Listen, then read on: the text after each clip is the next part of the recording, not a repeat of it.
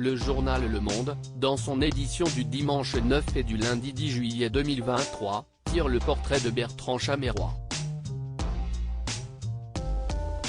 Et nos confrères y révèlent comment il est parvenu à complètement charmer Élisabeth Lemoine au Festival de Cannes cette année.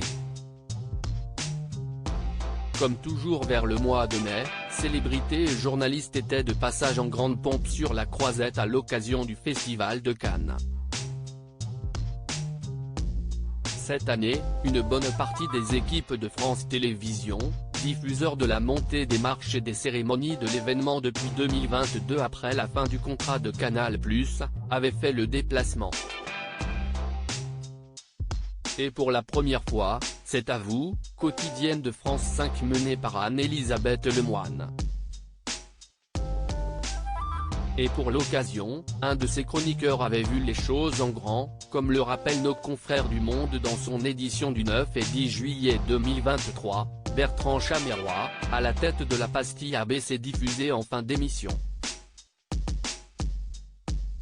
Le trentenaire échevelé est arrivé en tenue de plongée, en mini-moto, en bateau gonflable, en parachute ascensionnel.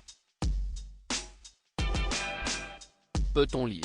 Le tout devant une Anne-Elisabeth Lemoine sous le charme, qui lui confiera même « Vous êtes mon James Bond à moi, le permis de tuer en moins ».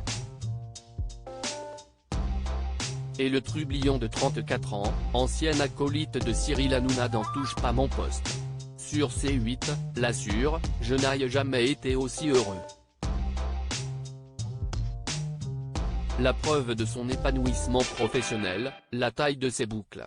Après des années de psy et beaucoup de recul, j'en ai déduit que la longueur de mes cheveux est proportionnelle à mon bonheur, précise le complice d'Anne-Elisabeth Lemoine. Un constat bienvenu après un passage à vide connu après son départ de C8 en mars 2016. Une décision qu'il avait prise après un trop-plein d'émotions, la surexposition a beaucoup joué. Ce serait faux que de dire que je n'aille pas choisi ce métier pour la célébrité. Mais pas à ce point-là. Mais il relativise, je reste persuadé que les expériences qui mettent au fond du seau font partie de ce que je suis aujourd'hui. Il faut se manger parfois des murs pour avancer. Et désormais faire rire aussi bien les téléspectateurs de France 5 que les auditeurs de RTL, où il officiait dans Sans filtre.